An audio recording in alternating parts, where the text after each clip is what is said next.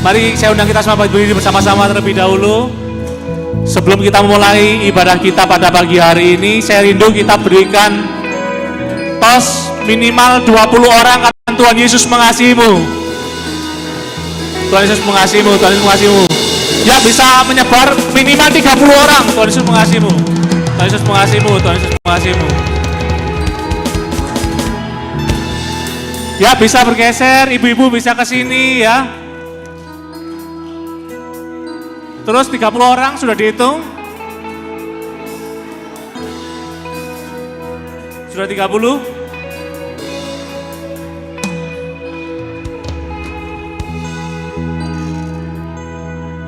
Ya.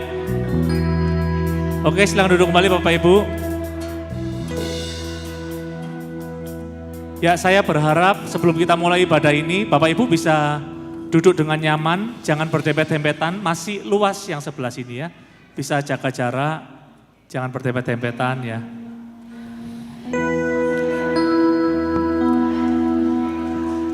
Ya, oke. Saya rindu sebelum kita mulai ibadah ini, kita sepakat terlebih dahulu, ibadah hari ini belum tentu bisa terulang kembali hari esok. Setuju Bapak Ibu? Mari kita pastikan apa yang keluar dari lidah bibir kita, betul-betul keluar dari hati kita dengan segenap hati. Kita Tuhan, segala kemuliaan hanya bagi nama-Mu Tuhan. Mari kita berdoa. Bapa yang baik, kami sangat bersyukur untuk setiap kesempatan yang masih Tuhan berikan bagi setiap kami. Kalau hari ini kami ada, semua karena kasih dan anugerah-Mu. Tuhan, melalui ibadah kami, melalui hidup kami, biar senantiasa hidup kami menyenangkan hati Tuhan, sesuai dengan apa yang Kau inginkan dalam kehidupan kami. Segala puji, hormat, syukur, kami naikkan hanya bagi hormat kemuliaan nama Tuhan. Terima kasih Tuhan. Haleluya Yesus. Oh, Engkau Bapa, Engkau Bapa yang mengasihi kami. Terima kasih Tuhan. Oh, Engkau Bapa yang mengasihiku. Tak Kau pandang bentuk dan rupaku.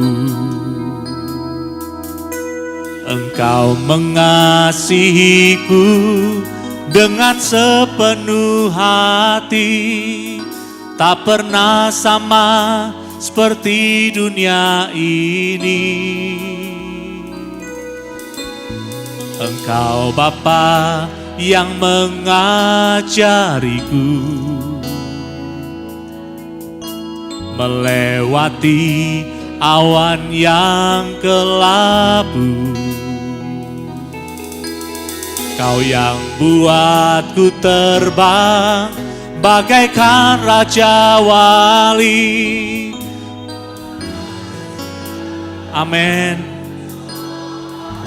Kau Bapa, Kau Bapa-Ku yang.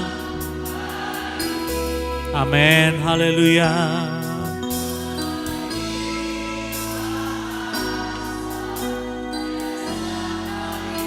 Tak Kau biarkan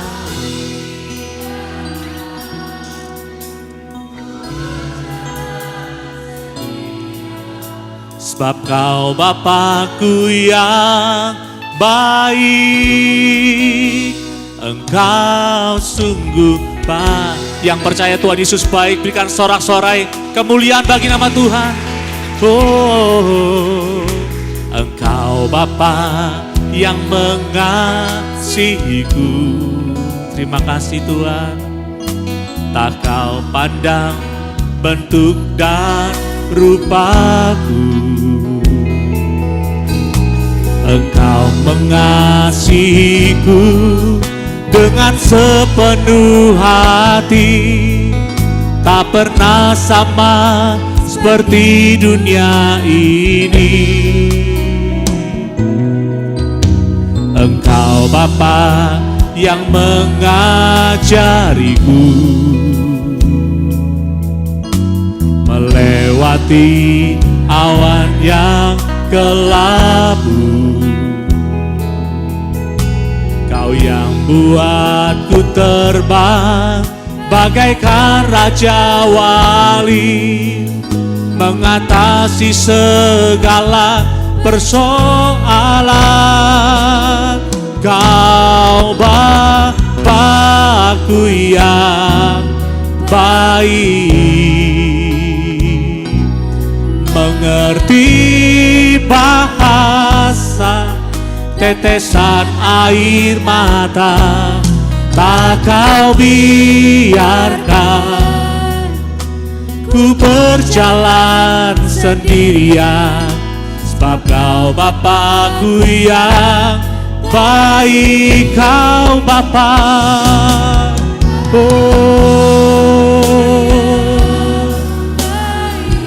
amin, haleluya.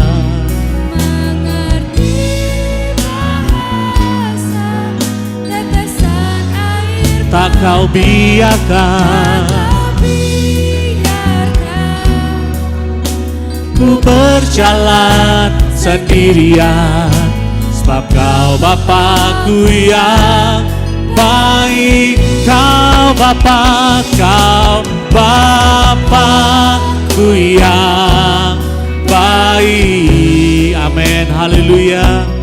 Mengerti bahasa tetesan air mata, tak kau biarkan ku berjalan sendirian, sebab kau Bapakku yang baik. Kau Bapakku yang baik, Engkau Tuhan yang baik.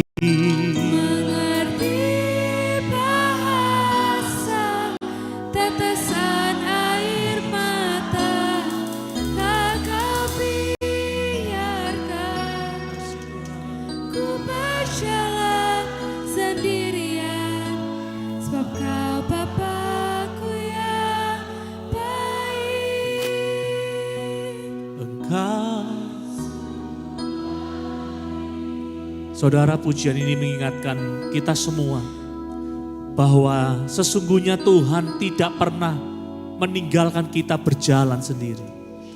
Namun seringkali tanpa kita sadari, kita yang mau berjalan sendiri. Kita yang mau berjalan dengan pikiran kita sendiri, pengalaman kita sendiri, kepandaian kita sendiri. Dan kita lupa keterlibatan Tuhan dalam kehidupan kita. Mari saudara, apapun keadaan kita saat kita mengikuti retreat ini, tidak ada satu kondisi pun yang menjauhkan kita dari kasih Tuhan. Dia selalu baik. Dalam segala hal, senantiasa ada pertolongan Tuhan, penyertaan Tuhan di sepanjang hidup kita. Oh Yesus, haleluya. Oh, Kau Bapa yang baik, Kau Bapa yang baik dalam hidup kami Tuhan.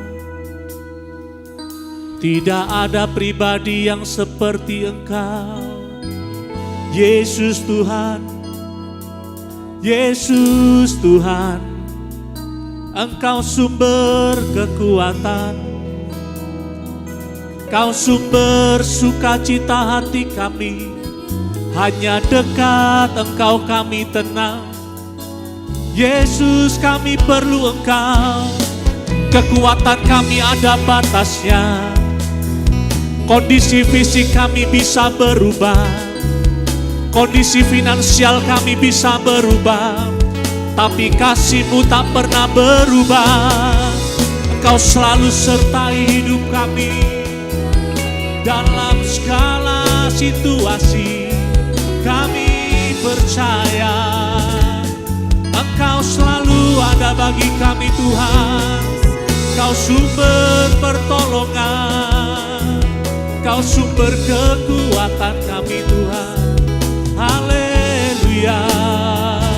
Oh, Kau Bapa, Kau Bapa ku yang mengerti bahasa tetesan air mata, men, tak Kau biarkan ku berjalan sendirian, sebab Kau Bapa-Ku yang baik. Engkau sungguh baik, sebab Kau Bapa, sebab Kau Bapa-Ku yang baik. Engkau sungguh baik, sebab Kau Bapa, sebab Kau Bapa-Ku yang baik. Kau sungguh baik. Ku pandang wajah-Mu dan berseru, nyatakan dengan segenap hatimu, pertolonganku datang dari-Mu. Amin, haleluya. Peganglah tanganku Tuhan, jangan lepaskan. amin. Kaulah harapan dalam Yang membutuhkan pertolongan Tuhan, angkat tangan saudara. Ku pandang wajah-Mu dan berseru, pertolonganku dari-Mu Tuhan. pertolonganku Oh haleluya, haleluya, haleluya. dari-Mu. Yesus Tuhan, ku jangan lepaskan. Amin, haleluya. Dalam, mari saya undang kita bangkit berdiri bersama-sama. Ku pandang wajah-Mu dan berseru, amin, haleluya. Pertolonganku datang dari-Mu. Peganglah tanganku, jangan lepaskan. Kaulah harapan dalam. Mari sekali lagi katakan pujian ini. Kami memandang Engkau Tuhan. Ku pandang wajah-Mu dan berseru, amin. Pertolonganku datang dari-Mu. Peganglah tangan kami Tuhan. Oh, jangan lepaskan harapan dalam. Sekali lagi saudara, ku pandang wajah-Mu, oh, dan berseru, pertolonganku datang dari-Mu. Peganglah tanganku, jangan lepaskan. Kaulah harapan dalam hidupku. Oh, ku pandang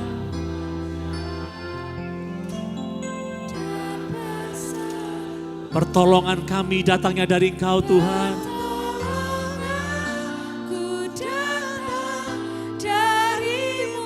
Kami perlu Engkau, Yesus, Yesus Tuhan. Glory, glory bagi-Mu. Oh, dalam hidupku. Yesus.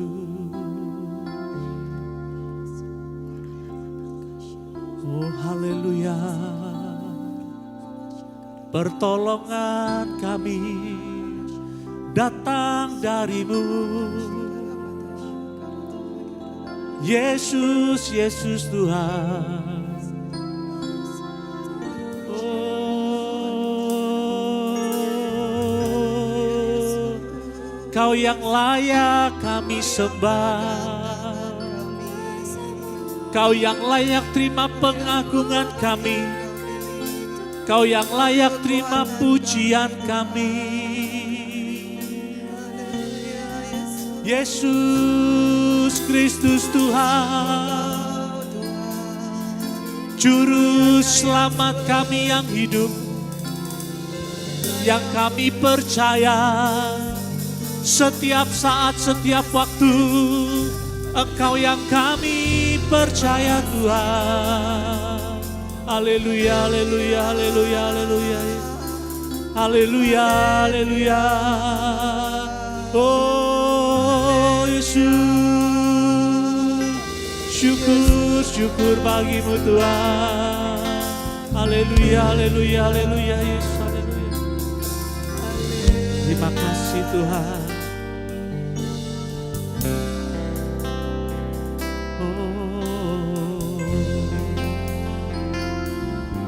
Yesus Tuhan,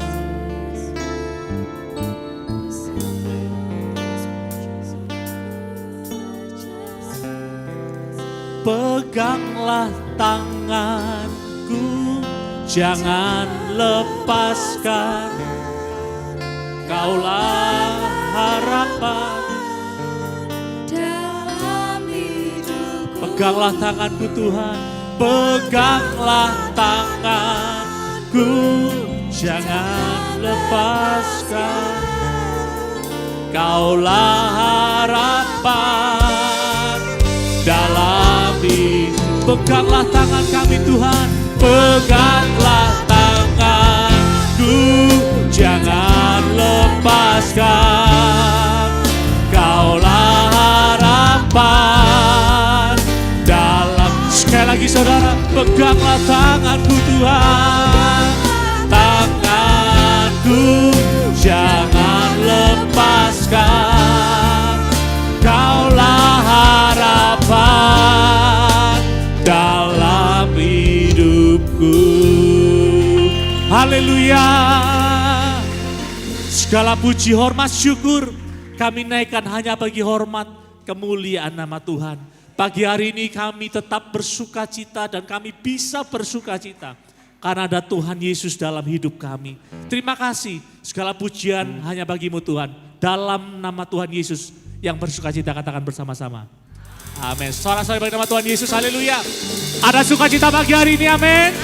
Lambaikan tangan saudara, berikan tos kanan kiri muka belakang, katakan Tuhan Yesus sumber sukacitaku, haleluya.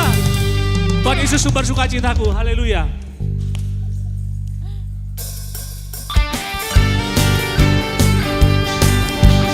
Tuhan Yesus baik bagi kita semua, amin. Mana suaranya Tuhan Yesus baik, haleluya. Sama-sama. Tiada berkesudahan kasih setiamu Tuhan, selalu baru rahmat-Mu bagiku. Amin, haleluya. Hari berganti hari, tetap ku lihat kasih-Mu, tak pernah berakhir hidupku. Tiada berkesudahan, tiada berkesudahan, amin. Kasih setiamu Tuhan, selalu baru rahmat-Mu bagiku. Glory bagimu Tuhan. Hari berganti hari, tetap ku lihat kasih-Mu, tak pernah berakhir. Mari katakan bersama-sama, Tuhan Yesus baik, Tuhan Yesus baik, sungguh amat baik, amin, haleluya. Untuk selama-lamanya Tuhan Yesus baik, Tuhan Yesus baik, Tuhan Yesus baik, sungguh amat baik, haleluya. Untuk selama-lamanya Tuhan Yesus baik. Ya, stop dulu. Nanti yang sebelah sini pilih satu orang buat nganu gerakan di depan. Sebelah sini juga pilih satu orang untuk memberikan gerakan tarian kepada Tuhan. Silakan dipilih satu orang di depan untuk memberikan gerakannya. Kak Yundri, oke. Siapa Kak Yundri? Kak Jonas? Kak Jonas ya, ayo Kak Jonas. Oke, dan Patrick, tepuk tangan buat Tuhan Yesus, haleluya. Kita di sini datang untuk memuji nama Tuhan, amin. Tuhan Yesus baik, lebih cepat ya. Sungguh amat baik, untuk selama-lamanya. Tuhan Yesus baik, Tuhan Yesus baik, sungguh amat baik.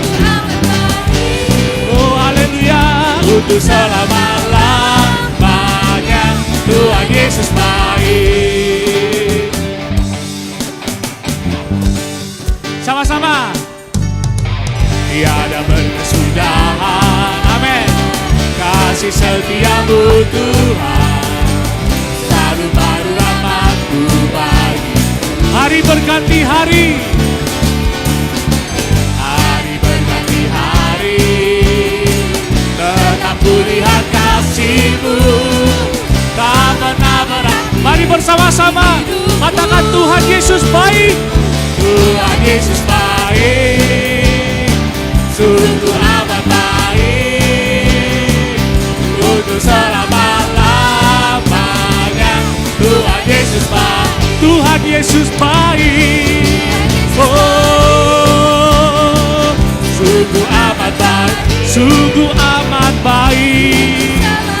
Selama-lamanya Tuhan Yesus baik. Musik memuji nama Tuhan. Segala kemuliaan bagi nama-Mu Tuhan. Semuanya tepuk tangan di atas kepala. Sama-sama katakan, Yesus baik bagiku, Yesus baik bagimu, dulu sekarang dan selamanya. Dia sungguh baik. Yesus baik, Yesus baik. Tunjuk kanan kirinya bagimu. Yesus baik bagimu, dulu sekarang dan selamanya. Dia sungguh baik. Tuhan Yesus baik, haleluya. Sungguh amat baik, untuk selama-lamanya. Tuhan Yesus baik, Tuhan Yesus baik, sungguh amat baik, untuk selama-lamanya. Mari Tina Jonas, Tuhan Yesus baik, Tuhan Yesus baik.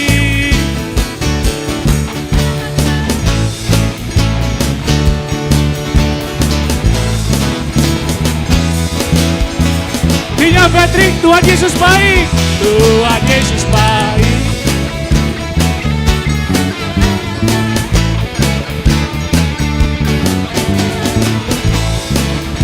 Mari sekali lagi sama-sama. Tuhan Yesus baik, Tuhan Yesus baik, sungguh amat baik, amin, haleluya, untuk selama-lamanya. Tuhan Yesus baik, Tuhan Yesus baik, Tuhan Yesus baik, sungguh amat baik, amin, untuk selama-lamanya. Tuhan Yesus baik, untuk selamanya, untuk selama-lamanya, sampai selama-lamanya, tetap selamanya, tetap selama-lamanya.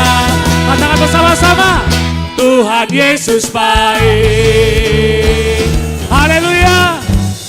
Sekali lagi sorakan haleluya. Haleluya, amin. Ku diberi kuasa oleh kuasa Tuhan, amin. Mari tepuk tangan bagi nama Tuhan Yesus Kristus. Haleluya.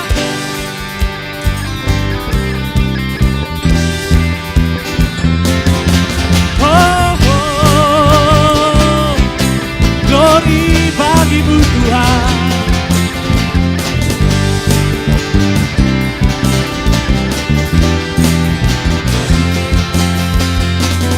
Sama-sama. Kuasa dan Raja mulia, amin, menaklukkan musuh di bawah. Ku pakai kuasa, ku pakai kuasa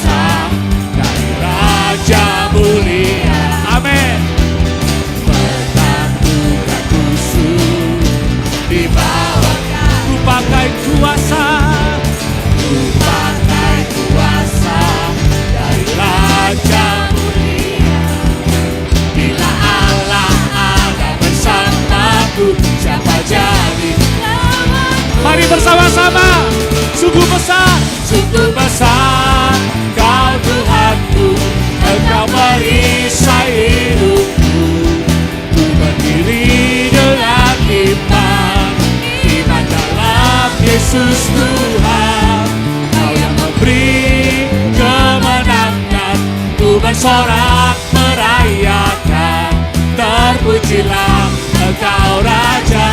Sungguh besar Kau Tuhan, sungguh besar Kau Tuhanku, Engkau perisai hidupku. Ku berdiri dengan iman dalam Yesus Tuhan. Kau yang memberi kemenangan, ku bersorak merayakan, terpujilah Engkau Raja, Sang Raja. Sungguh besar Kau Tuhan, sama-sama. Sungguh besar Kau Tuhanku, Engkau perisai hidupku. Ku berdiri dengan iman dalam Kristus Yesus. Amin. Kau yang memberi kemenangan, ku bersorak merayakan. mari semuanya bisa menghadap ke depan. Pujilah Engkau Raja, sama-sama. Sungguh besar Kau Tuhan, sungguh besar Kau Tuhanku, Engkau perisai hidupku. Ku berdiri dengan iman dalam Yesus Tuhan. Kau yang memberi kemenangan, ku bersorak merayakan, terpujilah Engkau Raja, segala raja. Terpujilah, terpujilah Engkau Raja, segala raja. Terpujilah Kau Tuhan, terpujilah Engkau Raja, segala raja. Haleluya. Segala kemuliaan bagi nama Tuhan. Oh, glory bagimu Tuhan. Haleluya. Tepuk tangan bagi nama Tuhan Yesus. Haleluya. Haleluya. Haleluya. Sorak-sorai bagi nama Tuhan. Ya luar biasa. Haleluya, haleluya. Silakan duduk Bapak Ibu. Kita siapkan hati kita untuk mendengar firman Tuhan. Terima kasih Tuhan buat kebaikan Tuhan. Kau senantiasa ada dalam setiap langkah kami.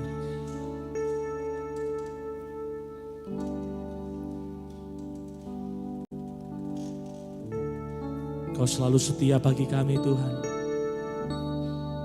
Kau sanggup memulihkan setiap hidup kami. Bahkan keadaan yang rumit sekalipun, tidak ada yang sukar saat kami datang kepada Tuhan. Oh Yesus, Yesus.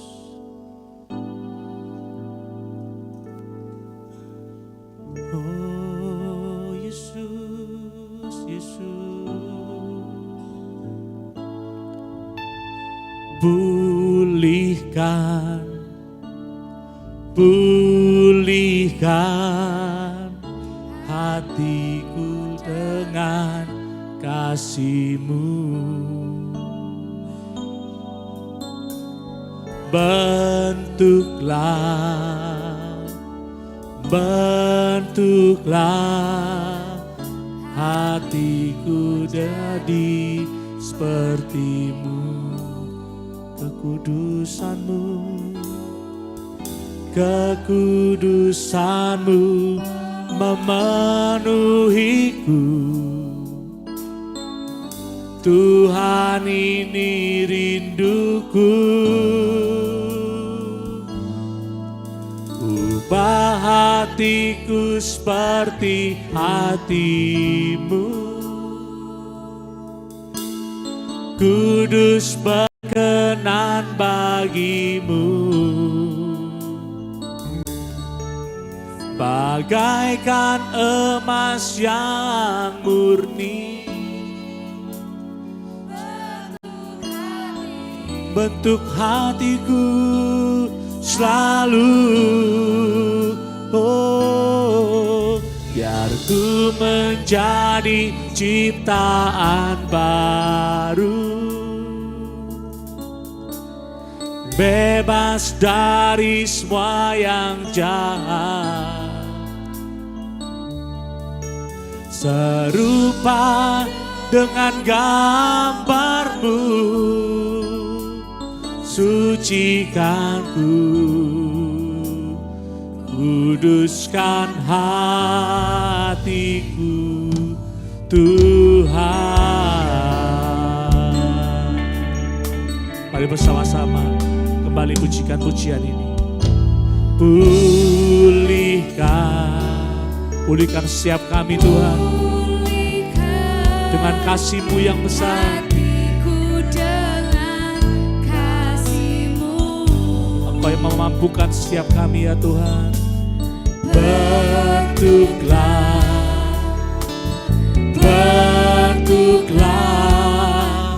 hatiku jadi seperti-Mu. Kekudusan-Mu memenuhiku. Tuhan ini rinduku, ubah hati kami, ubah hatiku seperti hati-Mu. Amin, haleluya. Kudus berkenan bagi-Mu,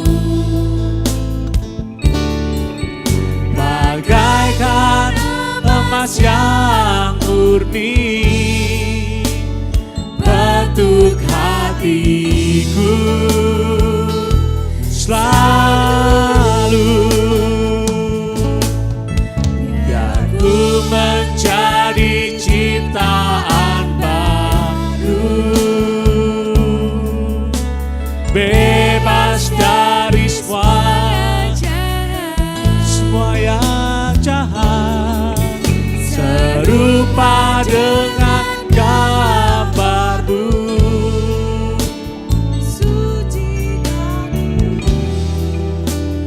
Kuduskan hatiku Tuhan.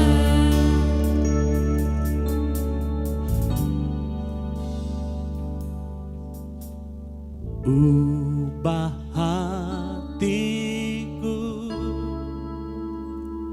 seputih hati-Mu, seturut salib-Mu, kasih-Mu Tuhan. Biar mataku seperti mata-Mu, pancarkan kasih-Mu. Ku mau jadi seperti-Mu. Mari jemaat Tuhan saja nyanyikan pujian ini. Ubah hatiku ya Tuhan. Ubah hatiku seperti hati-Mu Tuhan.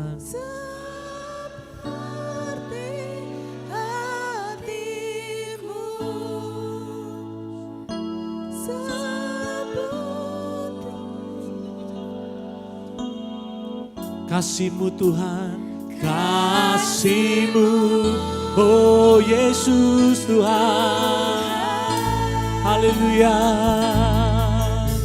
Biar mataku seperti mata-Mu, pancarkan kasih-Mu, pancarkan kasih-Mu. Ku mau jadi seperti-Mu.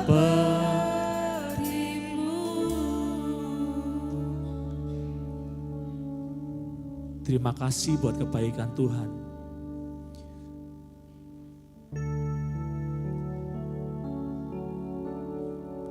Terima kasih kalau Tuhan selalu ada bagi hidup kami. Terima kasih kepadamu ya Tuhan, kalau Engkau begitu setia bagi kami. Engkaulah sumber pengharapan hidup kami. Engkaulah sumber ketenangan hati kami. Di saat kami lemah, saat kami mengingat selalu bahwa ada Engkau dalam hidup kami. Kami menjadi kuat, bukan karena kami yang kuat, tetapi ada Tuhan Yesus yang memberikan kekuatan bagi kami. Saat kami putus pengharapan, bahkan kami sudah mulai enggan untuk berharap, Engkau memberikan pengharapan yang baru bagi setiap kami. Kami percaya Tuhan, kehadiran-Mu itu cukup bagi kami. Tuhan, biar setiap pujian dan sembah kami boleh menjadi pujian yang menyenangkan hati Engkau. Terima kasih Tuhan, terima kasih Tuhan. Sebentar kami akan menerima taburan firman-Mu. Firman-Mu ini mengingatkan setiap kami. Firman menuntun hidup kami. Saat kami berjalan di jalan yang salah, Firman-Mu mengingatkan kami Tuhan. Terima kasih. Segala puji hormat syukur kami naikkan hanya bagi hormat kemuliaan nama Tuhan. Kami sambut kebenaran firman-Mu yang selalu luar biasa bagi kami. Di dalam nama Tuhan Yesus. Yang siap mendengar firman Tuhan, katakan bersama-sama. Amin. Puji Tuhan.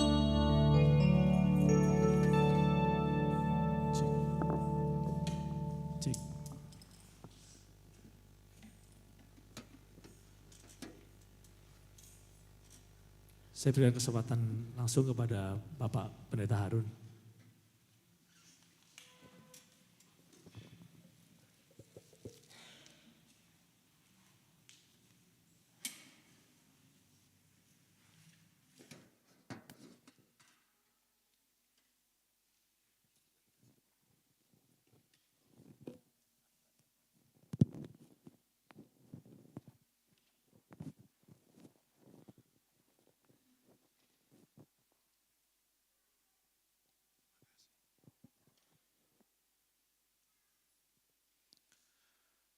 Selamat pagi Bapak Ibu, saudara-saudara yang dikasihi Tuhan. Bersemangat pagi hari ini. Haleluya. Baik, saya percaya Roh Kudus ada di tempat ini. Dia ingin bekerja, menolong saudara semuanya untuk bertumbuh semakin hari serupa dengan Kristus. Kita akan belajar bersama-sama dalam 2 sesi yang akan saya sampaikan ini mengenai kesehatan mental, ya. Saya memberikan judul untuk sesi yang pertama ini, sesi pertama bagi saya maksud saya ya. Sesi yang pertama ini adalah sehat mental di dunia yang tidak baik-baik saja. Bapak Ibu, saudara yang dikasihi Tuhan, kita menyadari bahwa sekarang dunia ini sedang tidak baik-baik saja. Di Indonesia kita hidup menghadapi situasi politik, situasi ekonomi, bahkan kesehatan masyarakat sedang tidak baik-baik saja.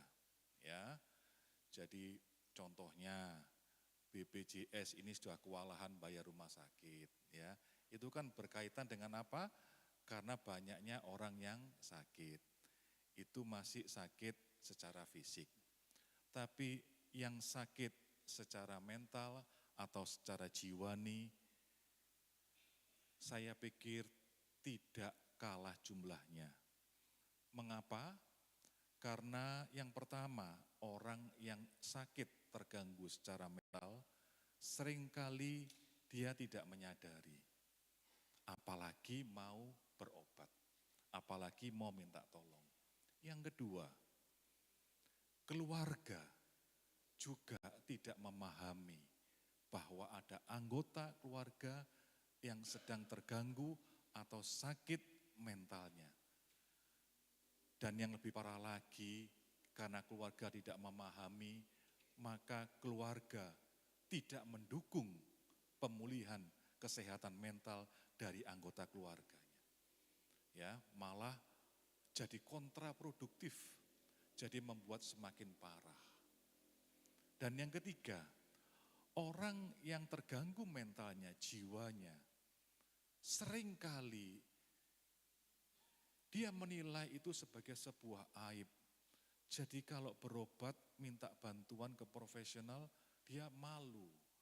Waduh, aku dipikir iki wong tanda petik gendeng aku iki. Padahal kita tahu bahwa sakit mental, sakit jiwa itu tidak kalah urgentnya, pentingnya, dan menderitanya dari orang yang sakit secara fisik. Bapak Ibu, apa yang dinamakan dengan kesehatan mental? Kesehatan mental adalah kondisi batin, pikiran, emosi, dan kehendak seseorang yang sehat, sehingga ia mampu berpikir jernih, mengelola emosi, menghadapi tekanan hidup, membangun relasi yang baik, dan menjalani hidup sesuai dengan tujuan yang benar. Bapak Ibu, ada kalanya kita memiliki pikiran-pikiran yang negatif terus-menerus. Pikiran yang putus asa, bahkan sampai ingin mengakhiri hidup. Contoh pikiran yang tidak jernih. Kadangkala kita mendapati perasaan kita sedih, murung, takut, ya. Itulah perasaan-perasaan yang tidak sehat. Tapi kalau itu sesekali, itu enggak apa-apa. Tapi kalau itu berlangsung cukup lama, minimal 2 minggu, kita perlu memahami kondisi pikiran dan perasaan kita bahwa itu sedang tidak baik-baik saja. Relasi misalnya, relasi kita menjadi sensitif, ya. Kita menjadi orang yang menarik diri, malas aku ketemu orang, mengurung diri, ya. Kemudian apalagi tanda-tanda awal kesehatan mental yang terganggu. Yang dulunya senang olahraga sekarang malas. Yang dulunya kerja semangat sekarang malas. Yang dulunya senang ya melukis sekarang malas. Nah, kalau ada tanda-tanda seperti itu, perubahan pikiran, emosi, kemudian relasi kita, juga fisik, ya fisik yang biasanya kena itu apa saudara? Kalau orang terganggu mentalnya, jiwanya tidak sehat, mulai dari atas, kepala sakit, diminumi Panadol, sembuh habis itu sakit lagi, cek dokter enggak sakit apa-apa, ya. Dari sini langsung ke sini turun, apa ini jantung berdebar-debar. Periksakan jantung sampai USG, EKG, treadmill, gak apa-apa saya semuanya. Jantung berdebar-debar. Dari sini turun ke bawah, lambung ya, yang suka sakit mah, ya, bukan karena telat makan, enggak, bukan karena makan sambel, tapi sakit mah. Suami istri biasa tahu, oh iki mah ditukaran be aku, iki mangan loro. Loh itu mentalnya saudara, jiwanya yang terganggu. Ya jadi dari atas turun ke sini, ya. Nah itu tanda-tandanya, apalagi kalau sudah 2 minggu lebih perlu memperhatikan, aku ini perlu meminta bantuan atau tidak, ya. Apalagi menjalani hidup sesuai dengan tujuan yang benar. Ini perlu mental yang sehat, perlu jiwa yang sehat. Nah saya menyampaikan satu realita yang terjadi di negara kita, sekitar 6,1% penduduk usia lebih dari 15 tahun sama dengan mengalami gangguan mental emosional, misalnya cemas, depresi, stres emosional yang bermakna, ini dari Kementerian Kesehatan Republik Indonesia. Jadi jumlahnya kurang lebih 17 juta orang, mulai 15 tahun ke atas, ini surveinya 2023, saudara. Bayangkan 17 juta orang Indonesia ini mengalami gangguan mental secara emosional. Nah, selanjutnya data ini lebih membuat kita miris.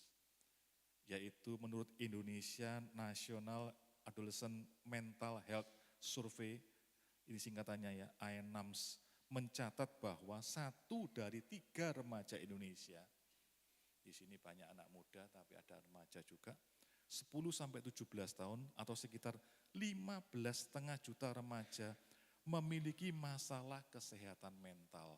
Ya, ini secara umum yang saya sampaikan tadi, 2 minggu mengalami seperti itu. Nih, ukurannya seperti itu.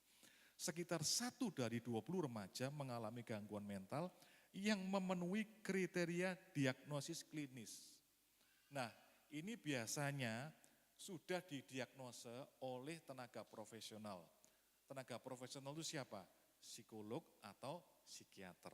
Ya, jadi mereka sudah di-assess, sudah disurvei, sudah disuruh ngetes, sudah diwawancarai.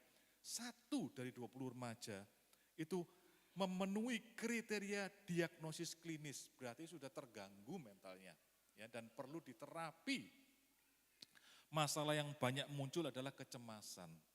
Kecemasan ini adalah orang yang mengalami kekhawatiran, ketakutan tanpa alasan yang jelas ataupun alasannya jelas. Ya, alasannya itu enggak masuk akal, enggak logis, bisa masuk akal juga bisa.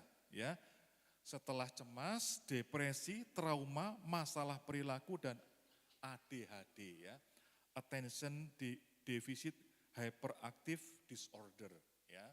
Jadi yang maunya orang itu maunya aktif terus, ya, sulit untuk konsentrasi, itu namanya ADHD. Baik, sekarang saya lanjutkan, itu fakta yang terjadi di Indonesia. Sekarang saya ke poin yang lebih penting lagi adalah ada 4 faktor besar yang berpengaruh terhadap kesehatan mental seseorang. Yang pertama adalah relasi seseorang dengan Tuhan. Kenapa Bapak Ibu? Kok hubungan kita dengan Tuhan itu mempengaruhi seseorang itu punya mental yang sehat atau tidak sehat? Karena manusia itu diciptakan untuk hidup dalam hubungan dengan Tuhan. Makanya Tuhan itu menciptakan manusia itu serupa dengan dan segambar dengan Tuhan. Tujuannya yang utama satu, saudara. Supaya Tuhan itu bisa berelasi dengan manusia. Nah, ketika relasi itu terganggu, manusia mudah mengalami kekosongan batin. Karena di dalam batin manusia, dalam jiwa manusia, dalam hati manusia, itu ada satu ruang yang harus diisi oleh penciptanya. Nah, ketika itu kosong, manusia itu tidak berelasi dengan Tuhan, maka terjadi kekosongan, kehilangan makna dan arah hidup. Aku ini hidup di dunia ini untuk apa sih? Oh ya wes, sudah pokoknya ya habis ini selesai kuliah ya sudah kerja. Selesai kerja ya menikah, punya anak, habis itu ya sudah dipanggil Tuhan, pensiun dan sebagainya. Jadi kita ini tidak punya makna dan arah hidup. Dan timbul kecemasan, rasa bersalah dan problem emosi lainnya. Saudara, kita bersyukur bahwa kita ditangkap oleh Tuhan. Diadopsi oleh Tuhan menjadi anak-anak Tuhan, diampuni dosanya. Mengapa? Karena ada satu kekosongan itu sudah terisi di dalam hati kita. Tetapi itu perlu dipelihara. Relasi dengan Tuhan itu perlu dipelihara. Kalau relasinya terganggu, maka potensi untuk emosi kita, jiwa kita, mental kita terganggu, itu sangat besar, saudara. Contohnya ada, yaitu Saul. Ya, Saul itu mulai menjauh dari Tuhan itu kapan? Ketika dia mulai tidak taat kepada Samuel. Ya, dia nunggu Samuel kok tidak datang-datang, maka dia mengambil peran dan fungsi sebagai imam. Disitulah Tuhan mulai tidak berkenan, disitulah Saul mulai menjauh dari Tuhan karena tidak taat dan seterusnya. Disuruh bunuh Amalek, semuanya, manusia dan binatang semuanya dibunuh. Tapi binatangnya tidak dibunuh. Mulai menjauh lagi. Sehingga roh yang jahat dari Tuhan diizinkan. Saudara, ketika Saul menjauh dari Tuhan, hidupnya dipenuhi dengan ketakutan dan kecurigaan, sehingga ia mudah gelisah, marah, iri hati, emosinya tidak stabil dan paranoid terhadap Daud. Paranoid itu adalah ketakutan yang berlebihan terhadap Daud. Bayangkan, Daud adalah orang yang seharusnya berjasa besar terhadap dirinya, terhadap kerajaannya, terhadap bangsanya. Justru dia takut, wah satu kali ini bisa menggantikan aku ini. Satu kali bisa bunuh aku ini. Jadi ada paranoid. Mentalnya terganggu, mentalnya sakit, jiwanya terganggu, jiwanya sakit. Kenapa saudara? Karena relasinya dengan Tuhan terputus, terganggu, renggang jauh. Bapak Ibu, kita bersyukur kalau gereja mengajarkan hal ini kepada jemaat. Karena kerap kali kita tidak menyadari bahwa jauhnya kita dengan Tuhan, relasi kita yang renggang, kita tidak lagi intim dengan Tuhan. Itu membuat jiwa kita, mental kita itu rentan terhadap gangguan. Yang kedua, faktor apa yang berpengaruh terhadap kesehatan mental? Yang kedua, saudara, adalah pola asuh dan keluarga asal. Ini akan saya jelaskan lebih banyak karena saya adalah orang yang memperdulikan keluarga. Saya belajar mengenai konseling keluarga bersama dengan istri. Maka poin ini akan saya berikan penjelasan lebih dalam. Kenapa kok pola asuh dan keluarga asal itu pengaruhnya besar terhadap kesehatan mental seseorang? Karena keluarga adalah tempat pertama pembentukan rasa aman. Saudara, mulai bayi kita mesti tahu, ya Bapak Ibu yang punya anak, apalagi saudara-saudara yang masih muda dan akan menikah, saudara mesti belajar mengenai perkembangan manusia. Mulai 0 sampai 1 tahun itu butuhnya apa? 1 sampai 2 tahun itu butuhnya apa? Contoh ya saudara, 0 sampai 1 tahun bayi itu kan bisanya apa bayi itu? Bisanya apa dia? Nangis. Ketika nangis, kemudian ada orang yang datang segera, memberikan minum, makanan, mengganti popok misalnya, dia mulai percaya, timbul yang namanya percaya. Dia merasa aman. Tapi kalau dia nangis lama, tidak ada yang perhatian, tidak ada yang datang, ganti popoknya, mungkin gendong dia, ngasih susu dia atau apa saja. Dia mulai tidak percaya kepada dunia ini. Dia mulai merasa tidak aman. Itu sebabnya Bapak Ibu, kalau Bapak Ibu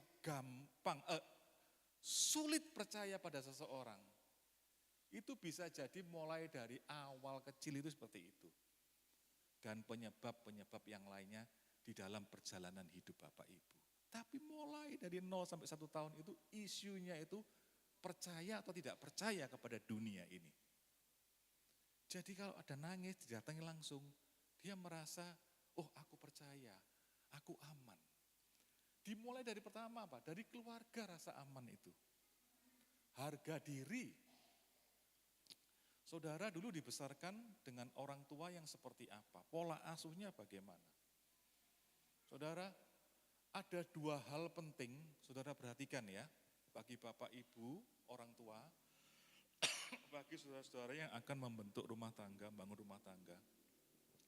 Ada 2 hal penting yang sangat dibutuhkan oleh seorang anak, yang membuat tumbuh kembang jiwanya itu bagus, mentalnya bagus, fisiknya bagus. Apa? Yang pertama, dia harus yakin papanya dan mamanya saling mencintai. Itu kebutuhan secara jiwani yang pertama.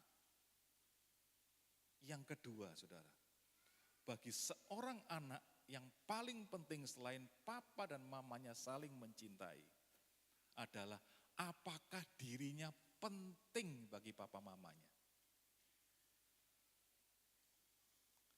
Ini kalau anak mau bertumbuh, bagus jiwanya, mentalnya, ya. Apakah dia penting?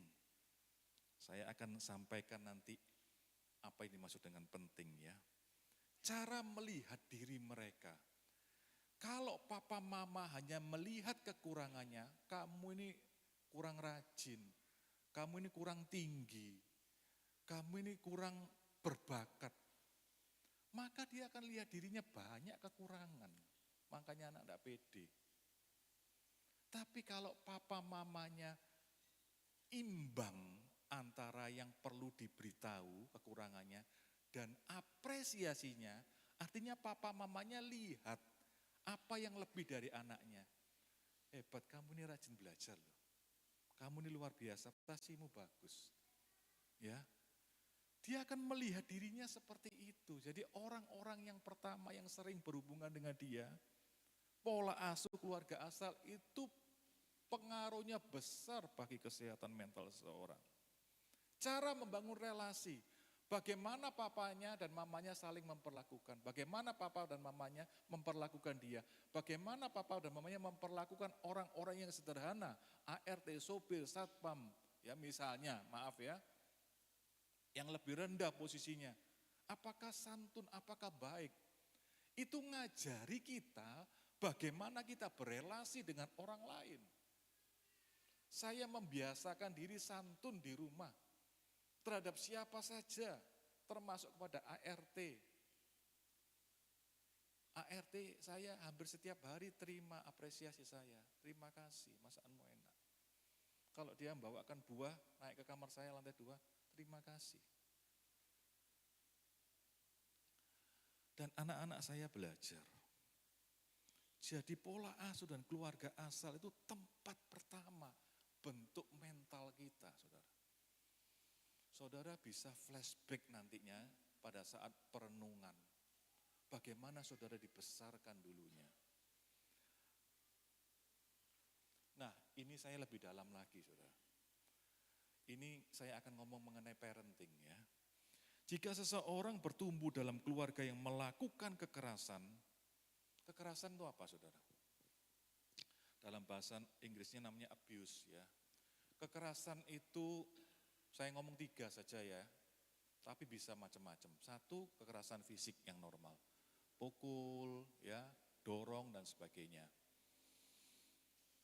Yang kedua, kekerasan yang sering adalah kekerasan verbal. Kamu ini BODOH, kamu ini MALAS. Saudara, itu kata-kata hinaan, kata-kata yang tidak pantas diterima oleh seorang anak pribadi di dalam keluarga. Itu namanya kekerasan secara verbal. Kekerasan secara emosi apa? Ya, saudara sambil mengingat-ingat dulu flashback. Ketika orang tua tidak tahu caranya menghadapi konflik. Biasanya dengan cara apa? 1, bentak-bentak marah kalau konflik, supaya cepat selesai. Gobrak meja, mandek pisan. Yang kedua, enggak tahu caranya menyelesaikan konflik dengan cara apa? Silent treatment. Tahu silent treatment? Berdiam diri. Suaminya didiamkan, gak dilayani, biar tahu kalau dia salah. Dan kuat kadang-kadang diam-diaman. Bisa seminggu, bisa 2 minggu, 1 bulan, bahkan lebih. Kalau enggak kuat lagi pindah kamar. Ya, jadi enggak seranjang lagi. Ada juga orang tua terhadap anak juga seperti itu. Didiamkan seminggu. Enggak dijak ngomong. Itu kekerasan emosional, saudara. Ada kekerasan seksual, saya enggak bahas ya. Yang kedua, ada keluarga orang tua yang melakukan pengabaian. Ada istilah ayah hantu. Jadi hadir fisiknya ada di rumah, tapi jarang ngajak ngomong, apalagi memeluk, mencium, menggendong, menggandeng, jarang. Ayah hantu. Ya. Ada lagi ayah seperti militer, otoriter. Ya. Jadi harapannya ayah itu jauh lebih besar daripada harapannya anak. Ya. Maaf, tadi itu yang saya sebutkan itu adalah ayah patung. Ayah hantu itu enggak ada. Ya. Ayah hantu itu fisiknya enggak ada, kehadiran emosinya juga tidak ada. Ya. Diabaikan. Ini enggak kalah sakitnya loh saudara. Ini yang membentuk mental seseorang. Karena diabaikan. Kemudian disfungsi rumah tangga. Ini yang saya sampaikan ini ada penelitiannya, cuma enggak saya cantumkan ya di Amerika saudara. Karena saya belajar dari dosen saya. Disfungsi rumah tangga, apa itu saudara? Kalau ayah atau ibu tidak melakukan fungsinya karena contoh mereka ketergantungan dengan narkoba. Mereka tidak bekerja. Salah satu orang tua misalnya ada di penjara. Salah satu orang tua sakit parah, lumpuh, nggak bisa apa-apa. Ini dalam masa pertumbuhan anak ya. Itu bisa berpotensi membawa luka dan mempengaruhi kesehatan mental. Bapak Ibu, coba sedikit cek ya, keadaan mental Bapak Ibu sekarang ini. Apakah dipengaruhi dengan pola asuh dan keluarga asal dari Bapak Ibu? Saya memberikan contoh di Alkitab adalah Daud. Daud itu salah satu penyebab, ya, salah satu penyebab. Kenapa dia mengalami tekanan batin yang berat? Adalah ketika masa lalunya, ketika dia ada di dalam keluarga, dia mengalami penolakan, dia mengalami pengabaian dalam keluarganya. Ingat peristiwa ketika Samuel mau mengurapi Daud, dia datang dalam keluarga Isai, semua anaknya diundang, kumpulkan anak-anakmu. Dan Isai kumpulkan semua anaknya kecuali Daud. Betul ya, itu ada kisahnya ya. Kenapa? Daud itu dianggap remeh, Daud itu gak dipedulikan, Daud itu diabaikan, Daud itu mengalami namanya penolakan. Sampai Samuel bertanya, loh sudah semua anakmu di sini? Oh enggak, masih ada satu, panggil. Dipanggil. Daud itu mengalami penolakan dan pengabaian di dalam rumahnya. Itu enggak sepele saudara. Dosen saya sampai bilang begini, kenapa Daud itu mudah jatuh di dalam dosa seks? Ini masa lalu diabaikan, ditolak itu enggak sepele kalau enggak pulih. Kalau saudara dibandingkan sama kakak sama adik saudara, itu enggak sepele. Gak kayak kokomu, gak kayak cecemu, gak kayak titimu, gak kayak adikmu kamu. Beberapa kali diomongi seperti itu. Kenyataannya memang seperti itu, tapi orang tua mesti hati-hati, jangan sampai keluar seperti itu. Kadang-kadang enggak kuat. Itu loh, lihat entah, sepupumu loh, juara 1. Padahal dia nilainya bagus. Itu loh, lihat sepupumu, juara 2. Padahal nilainya bagus, padahal enggak ada masalah. Tapi dibandingkan, itu enggak dihargai. Seperti Daud, ketika datang ke medan pertempuran, koko-kokonya ngomong, apa kono gini, bahasa Jawa nih ya, kok disapa kono gini? Diabaikan, diremehkan, ditolak. Dan itu punya pengaruh yang besar ketika dia dikejar-kejar oleh Saul, dikejar-kejar oleh anaknya Absalom, dikejar oleh musuhnya, itu semakin menambah tekanan batinnya. Yang ketiga saudara, yaitu cara berpikir atau mindset. Apa yang seseorang pikirkan mempengaruhi emosi, keputusan, respons terhadap masalah.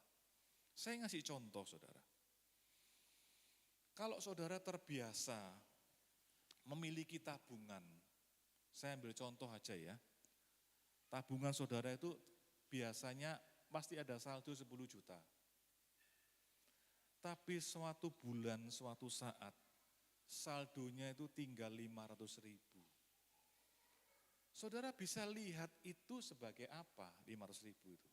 Saudara bisa lihat, waduh mati aku ngajak karek 500.000. Wis susah aku ini pasti. Pasti utang-utang, pasti gak karuan semua ini.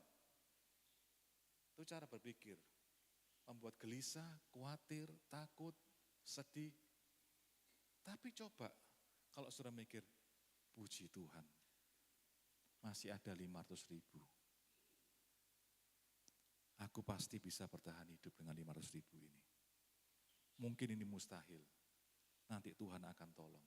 Loh, cuma cara ngelihat saja.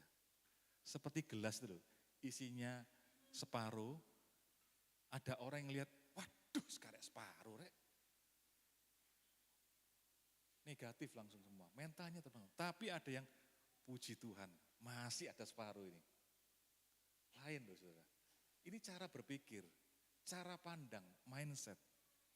Nah pikiran yang dipenuhi dengan ketakutan, kepahitan, rasa tidak berharga, kekhawatiran berlebihan akan mengganggu kesehatan mental. Jadi coba mulai mindsetnya ini dirubah. Ya, nanti saya akan ngajari di poin selanjutnya. Supaya apa? Mental kita juga sehat. Ya. Nah, ada contohnya di dalam Alkitab yaitu Elia. Elia pernah berpikir bahwa ia seorang diri sehingga ia merasa kelelahan, putus asa dan ingin mati. Padahal Tuhan berkata masih ada 7.000 orang yang tidak menyembah Baal. Jadi isu yang pertama kenapa Elia ini pengen mati itu bukanlah karena dia dikejar-kejar oleh Isabel mau dibunuh. Bukan, itu hanya trigger, itu hanya pemicu saja. Tetapi perasaan sendiri, perasaan sepi, itu yang mendorong kuat dia merasa lelah secara mental, putus asa dan mati. Percuma Tuhan, sudah tidak ada lagi yang beribadah kepadamu Tuhan. Dia bilang, aku seorang diri. Padahal Tuhan bilang, masih ada 7.000 orang yang tidak menyembah Baal. Jadi merasa sendiri, merasa sepi, itu membuat orang itu ingin mati. Kenapa? Karena dia tidak lihat ada 7.000 orang yang masih tidak menyembah Baal. Jadi cara pandang itu penting saudara. Yang keempat, apa yang mempengaruhi kesehatan mental seseorang? Yaitu pengalaman hidup. Yaitu penderitaan, trauma dan lingkungan yang buruk. Jadi ada kehilangan di dalam hidup kita. Ada pengkhianatan, suami mengkhianati istrinya. Ada kehilangan secara ekonomi, kehilangan secara relasi. Ada orang yang meninggalkan kita. Ada konflik, ada kegagalan, ada tekanan panjang dapat mempengaruhi kesehatan mental.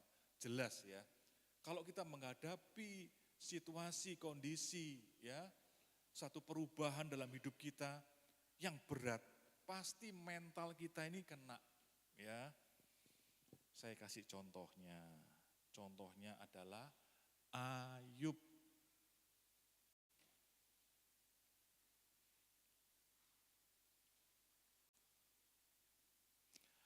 Ayub mengalami kehilangan yang besar. Saya pikir tidak ada di Alkitab ini orang yang mengalami penderitaan yang besar, hebat dalam waktu singkat seperti Ayub. Ya, kecuali Tuhan kita Yesus Kristus. Kehilangannya begitu besar dan tiba-tiba semua anaknya mati, harta bendanya ludes, bahkan dia mengalami sakit.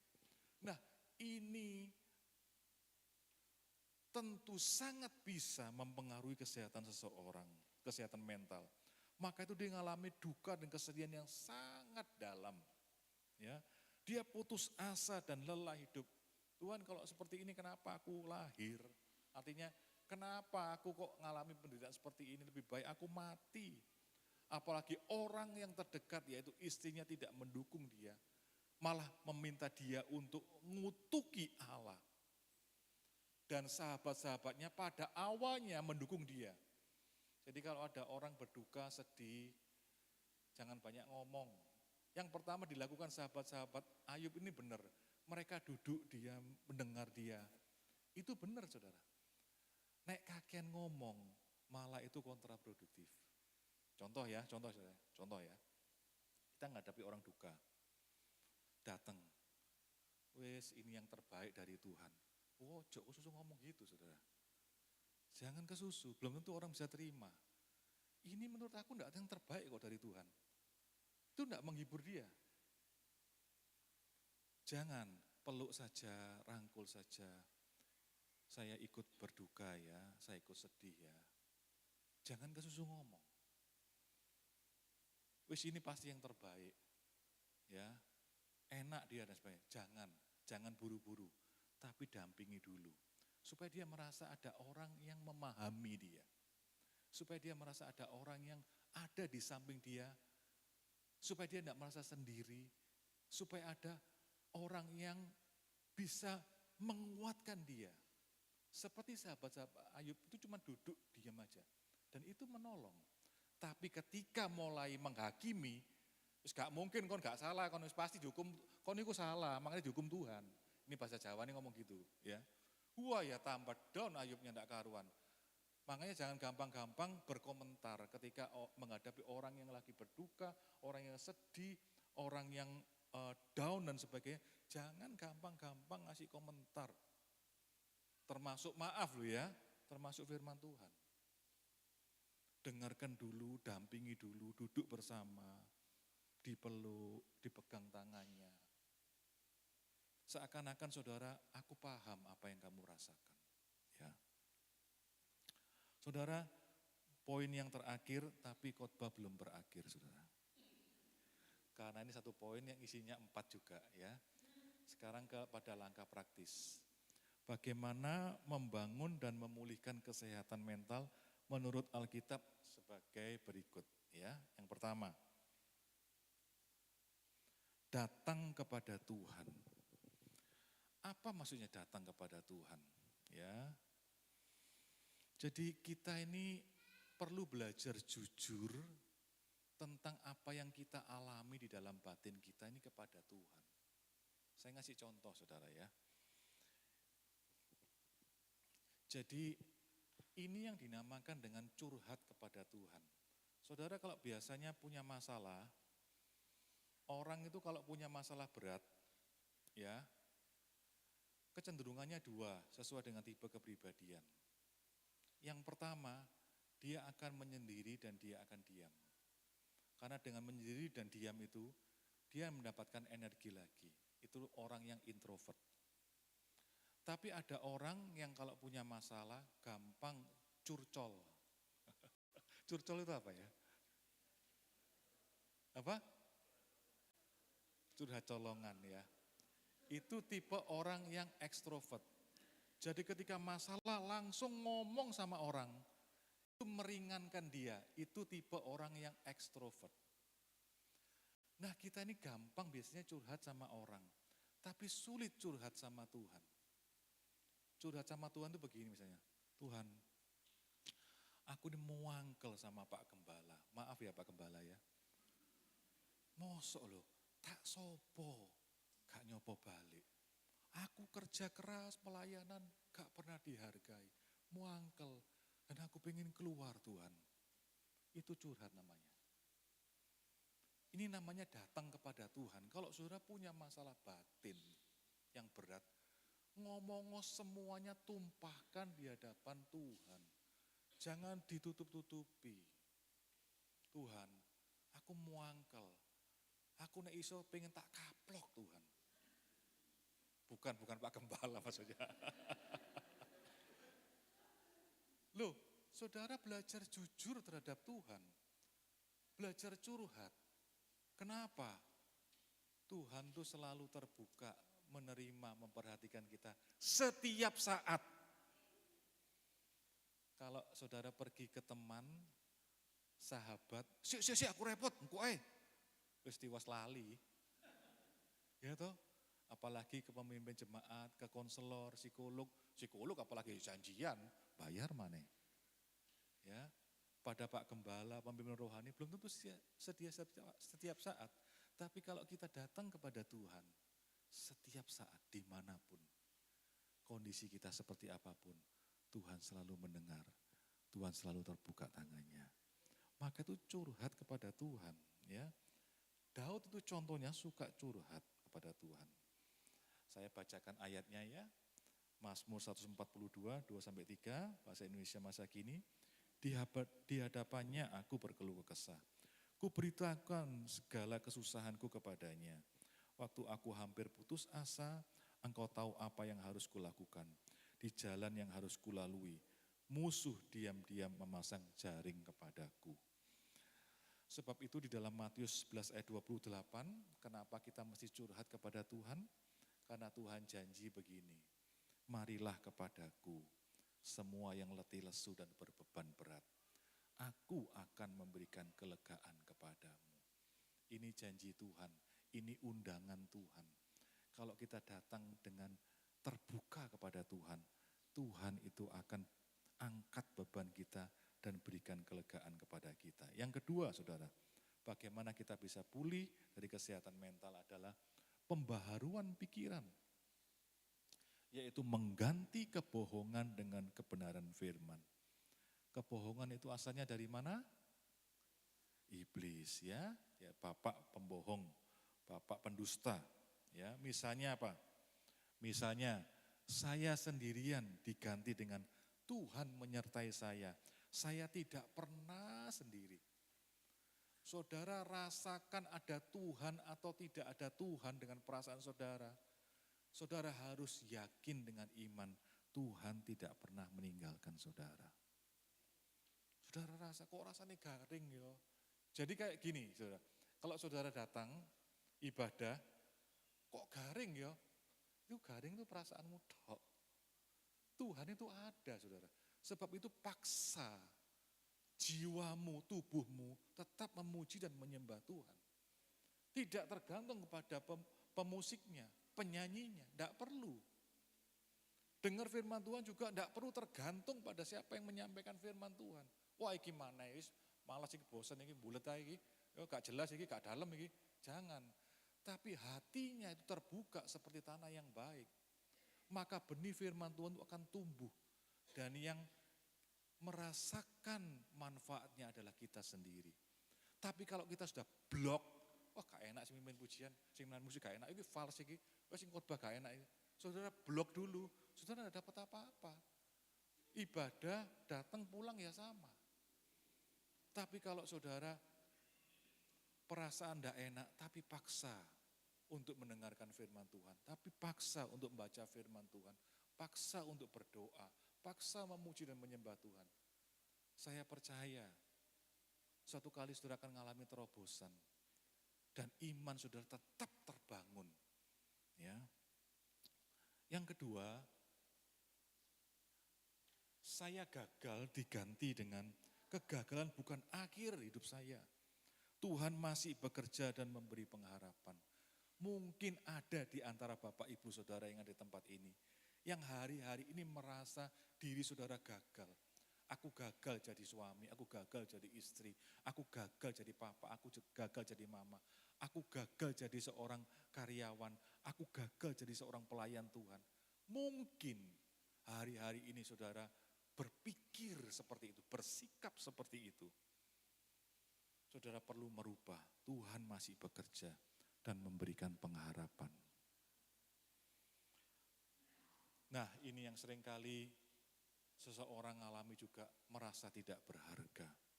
Diganti dengan saya adalah ciptaan Tuhan yang berharga dan dikasihi. Saudara yang dibesarkan oleh lingkungan yang tidak menghargai saudara.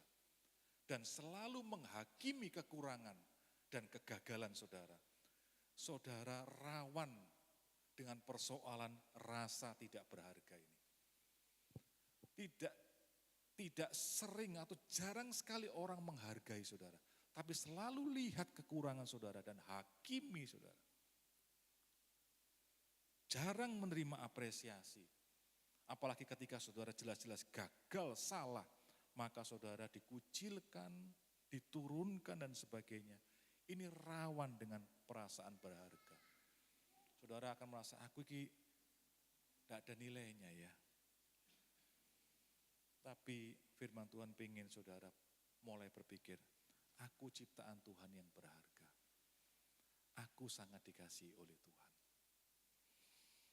Di dalam Roma 12 ayat 2 dikatakan begini, janganlah kamu menjadi serupa dengan dunia ini, tetapi berubahlah oleh pembaharuan budimu, sehingga kamu dapat membedakan manakah kehendak Allah, apa yang baik, yang berkenan kepada Allah, dan yang sempurna. Saudara, yang membedakan kita dengan dunia ini adalah kita punya pikiran, cara pandang, itu berbeda dengan mereka. Cara kita meresponi situasi dan kondisi dalam kehidupan ini berbeda dengan orang dunia ini. Harus berubah. Berubah sesuai dengan apa yang Tuhan lihat, Tuhan nilai untuk hidup dan situasi hidup kita. Yang ketiga saudara, cara memulihkan kesehatan mental adalah pemulihan luka batin. Ini penting, saya akan berikan penjelasan sedikit lebih panjang. Ya. Caranya bagaimana? Adalah tidak menyangkal luka, namun mempercayai adanya kehendak Tuhan yang baik dan bersedia mengampuni. Ada contohnya yaitu Yusuf tidak hidup dalam kepahitan. Saudara, kerap kali kita ini suka nyangkal luka. Oh aku gak apa-apa kok, aku gak tersinggung kok sama dia, gak apa-apa, gak apa-apa. Ayo tak temu, oh aku gak apa-apa, aku gak tersinggung. Salah saudara. Kalau saudara tersinggung, ngomong tersinggung. Kalau saudara sakit hati, ngomong sakit hati. Jangan menyangkali. Kalau saudara datang ke dokter, selamat siang Pak, dokternya nyapa. Sakit apa Pak? Oh aku gak sakit apa-apa Pak, dokter gak sakit apa-apa. Loh aku caranya ngobati ya apa? Caranya kamu sembuh gimana? Kenapa kamu datang ke sini? Pengen kenalan dok dokter. Oh enggak apa-apa. Ya sudah terima kasih, ini kartu nama saya ya. 250.000 ya. Enak tambah cepat dokternya. Saudara kita ini mesti belajar terbuka. Tuhan aku sakit hati Tuhan sama orang ini Tuhan. Bolak-balik seperti ini. Dan kita perlu belajar untuk berdamai. Kalau kita enggak mampu, minta bapak rohani, minta pembina rohani, minta sahabat yang kenal kita dengan dia untuk jadi mediator. Perlu ngakui luka, aku ini sedih, aku ini marah, aku merasa tidak dihargai. Jadi jangan menyangkali emosi yang negatif itu, apalagi emosi itu intens atau dalam. Jangan disangkali, seperti Daud ya.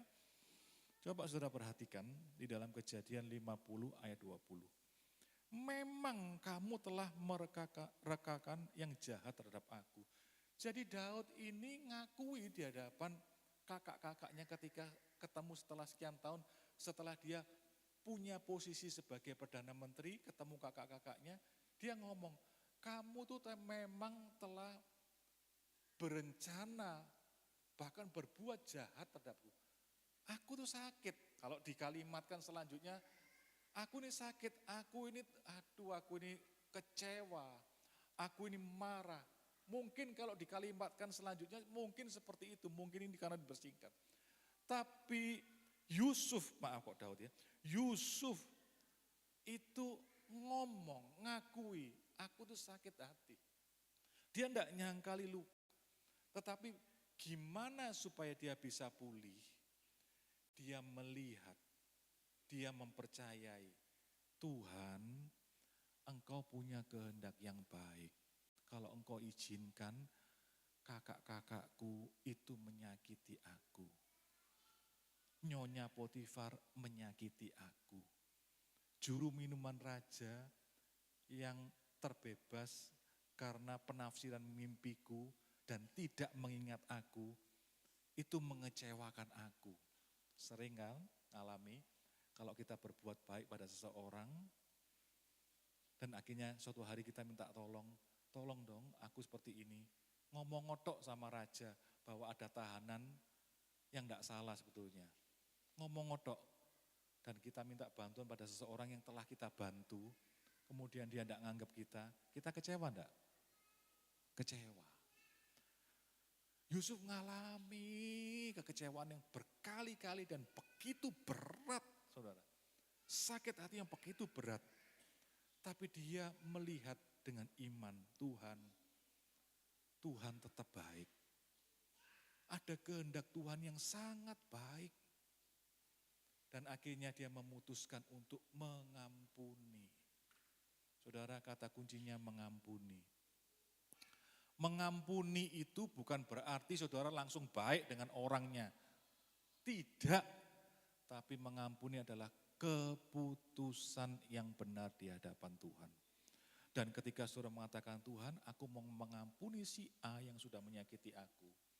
Saat itulah kasih karunia Tuhan itu menyertai saudara. Supaya saudara kuat menjalani pengampunan itu. Ketemu orangnya masih tidak bisa nyopo, tidak apa-apa. Ketemu orangnya lagi, akhirnya bisa nyopo. Itu kemampuan dari Tuhan.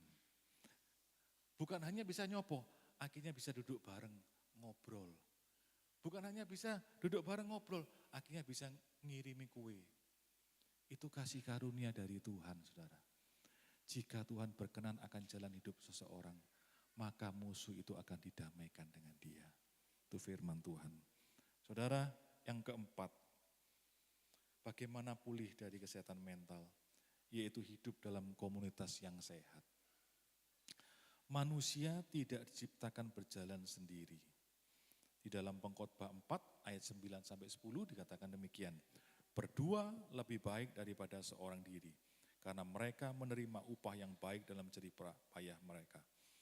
Kalau mereka jatuh, yang seorang mengangkat temannya, tetapi wahai orang yang jatuh yang tidak mempunyai orang lain untuk mengangkatnya. Saudara, komunitas yang sehat itu penting. Ini lawan dari pergaulan yang buruk.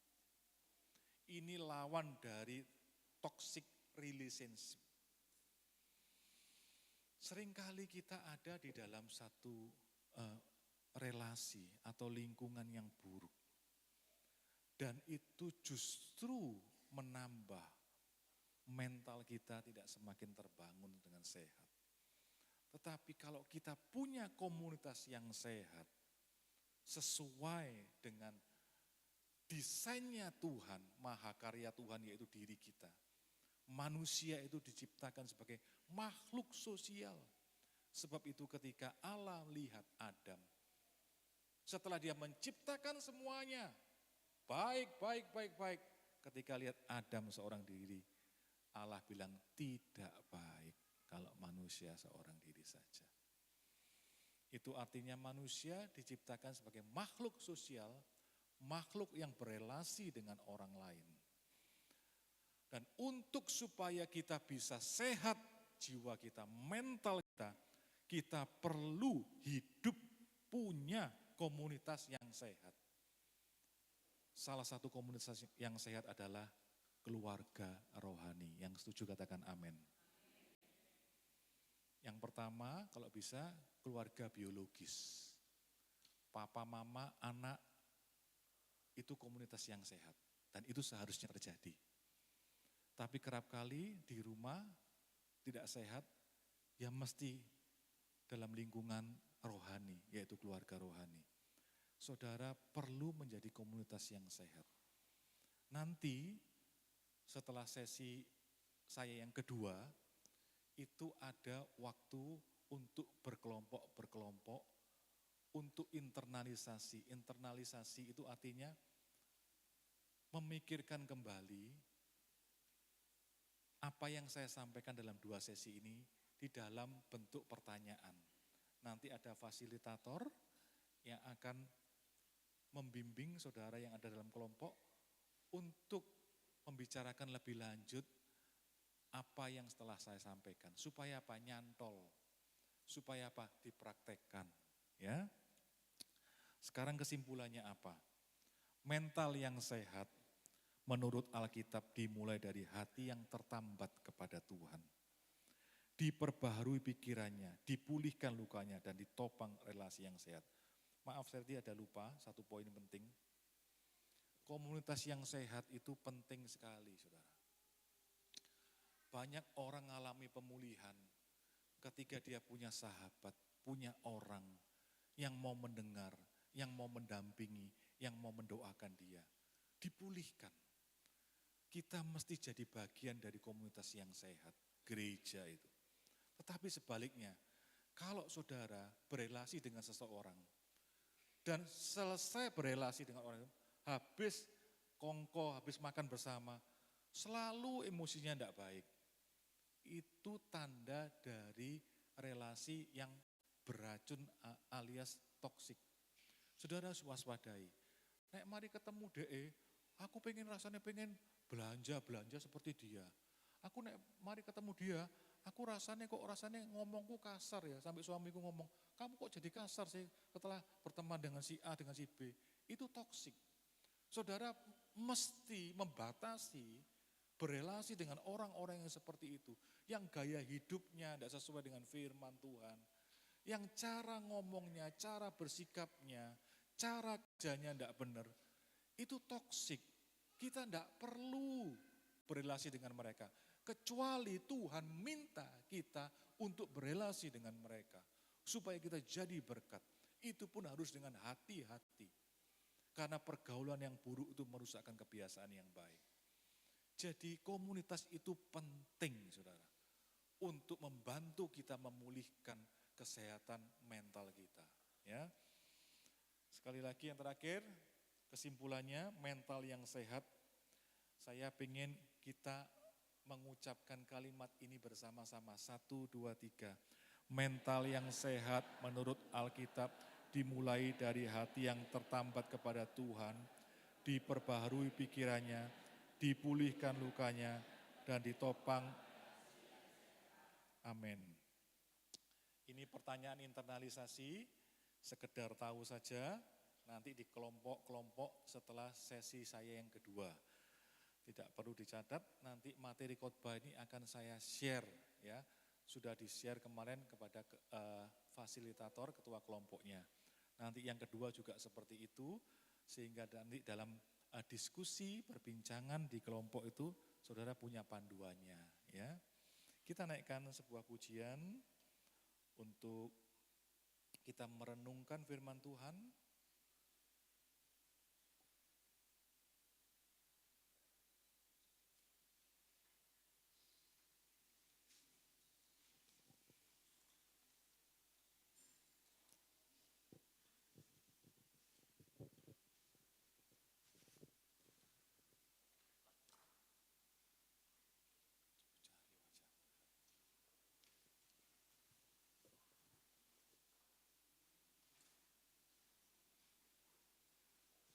Lagu yang pertama tadi waktu saat teduh. Sudah siap di sana, Pak? Disiap di sana.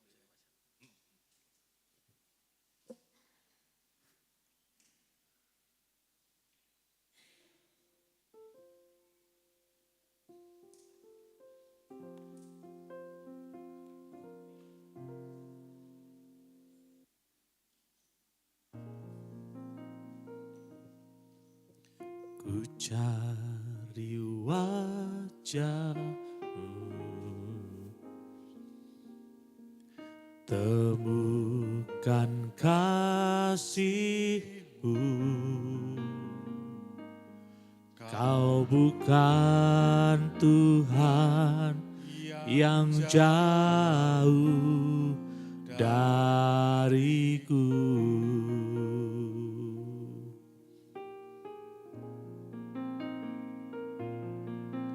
Ku panggil nama-Mu, Tuhan dengar jawabmu. Kau Tuhan yang selalu dengar seruan hatiku. Sungguh indah Kau Tuhan. Sungguh indah Kau Tuhan, penuh kasih dan sayang.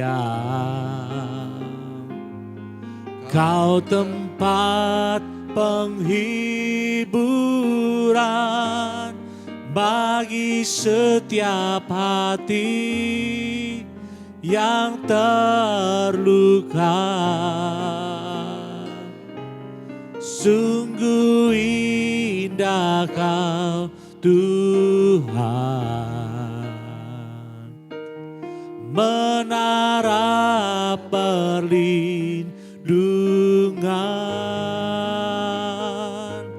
Kau sumber kekuatan bagi setiap orang yang membutuhkan.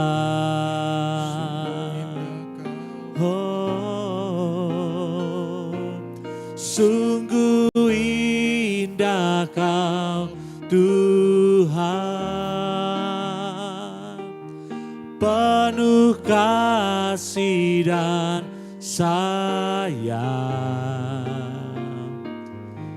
Kau tempat penghiburan bagi setiap hati yang terluka.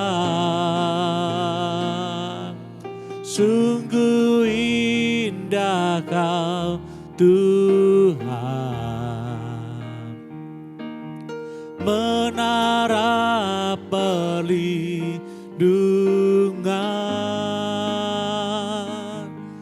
Kau sumber kekuatan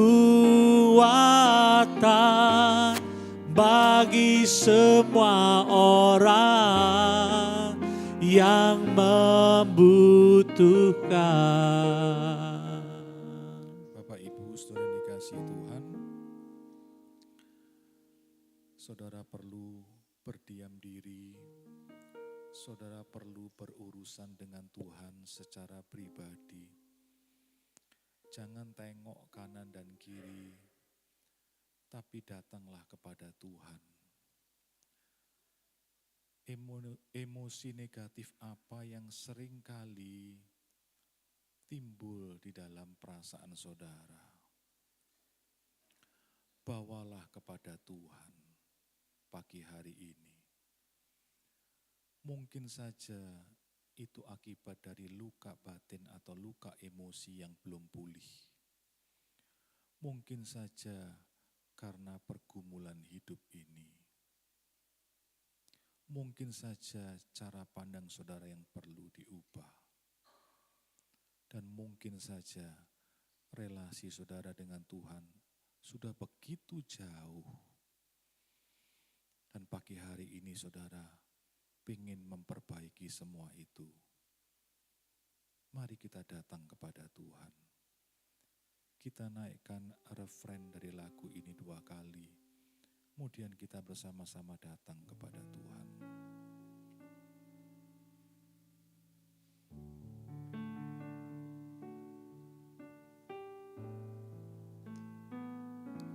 Sungguh indah Kau Tuhan,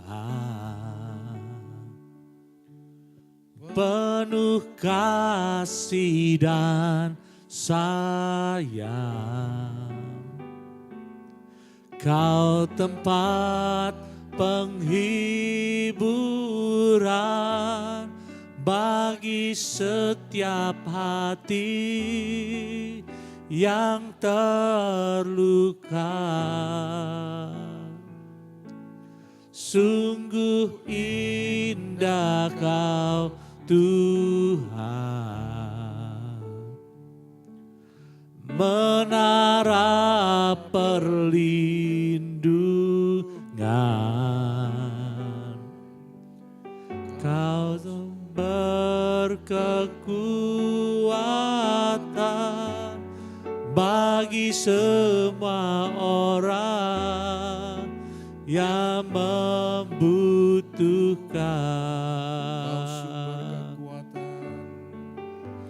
Sumber kekuatan, oh, sumber kekuatan, oh, sumber kekuatan bagi semua orang yang membutuhkan. Engkau sumber kekuatan kami Tuhan, sumber penghiburan kami, sumber kekuatan kami. Hanya Engkau yang sanggup memulihkan Yesus. jiwa kami. Mari datang kepada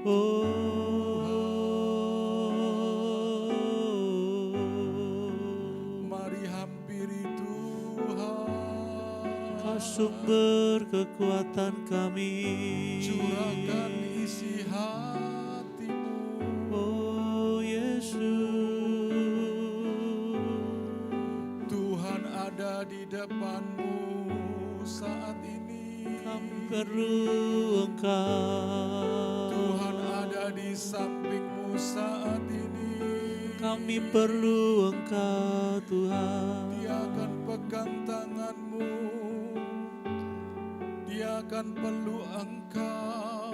Oh, Dia akan dekap engkau. Haleluya, kasih-Nya mengalir menjamah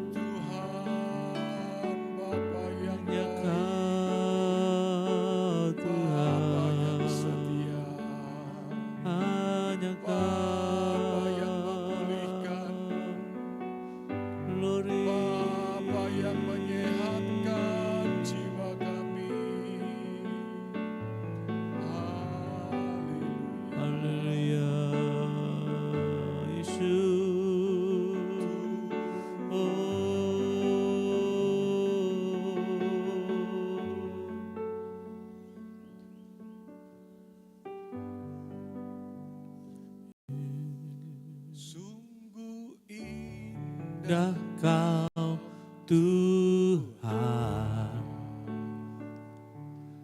penuh kasih dan sayang. Kau tempat penghiburan bagi setiap hati yang terluka. Sungguh indah Kau Tuhan, menara perlindungan. Kau sumber kekuatan bagi semua orang yang membutuhkan. Tuhan. Sumber kekuatan, Sumber kekuatan, sumber sukacita, sumber kekuatan, sumber penghiburan, sumber penghiburan bagi semua orang yang membutuhkan. Amin. Bapa Surgawi, biarlah firman-Mu terus berbicara dan menuntun kami semua, agar kami anak-anak-Mu pulih kesehatan mental kami, sehat kesehatan mental kami, supaya kami bisa berfungsi di dalam kerajaan-Mu Tuhan. Selama kami ada di dalam dunia, kami rindu bekerja dan memberi buah. Dan kami butuh mental yang sehat. Kami butuh firman-Mu. Kami butuh pemulihan yang daripada-Mu. Tolong kami semua Tuhan.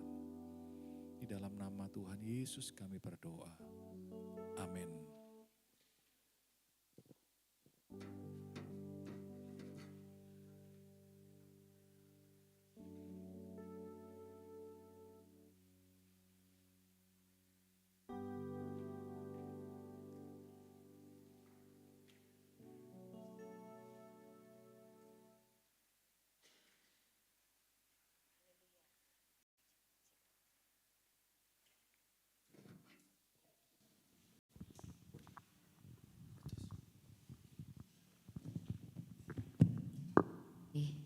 Ya, Shalom Bapak Ibu. Shalom.